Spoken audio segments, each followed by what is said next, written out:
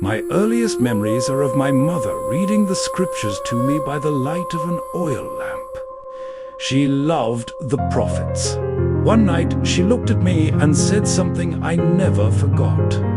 "Simon, the time is getting close."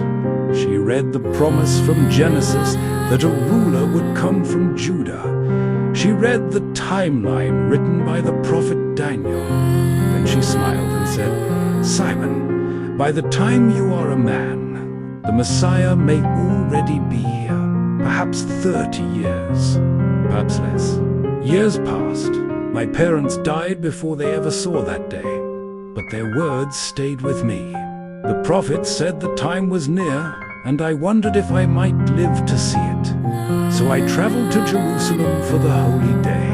The city was overflowing with pilgrims, but that year something felt different. People everywhere were whispering about a teacher from Nazareth.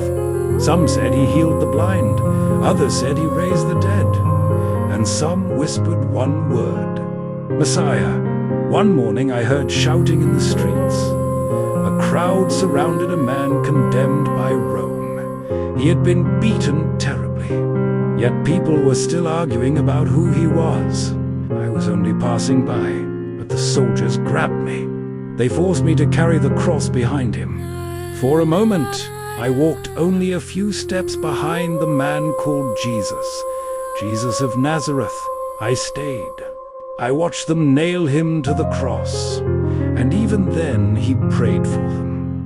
"Father, forgive them." I had never heard anything like it. Then the sky grew dark. The ground shook beneath our feet, and suddenly I remembered the words my mother once read to me. The suffering servant written by the prophet Isaiah. That was when I understood.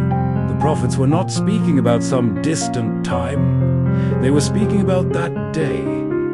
I remembered my mother's words. "Simon, the time is getting close." She was right. I had carried the cross of the Messiah. Years passed. I told my children about that day, about the man who forgave his enemies. My son listened to the story many times. His name was Rufus. One evening, a traveler came to our home. His name was Paul the Apostle. My wife welcomed him warmly. She cared for him as if he were one of her own sons.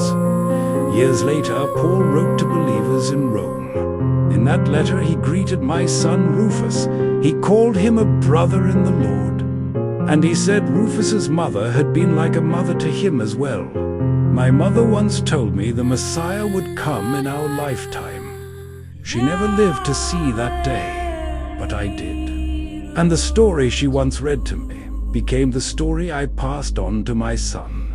The day I took up the cross for the Messiah. Jesus spoke of us taking up the cross. But this wasn't about me. It was about all of us.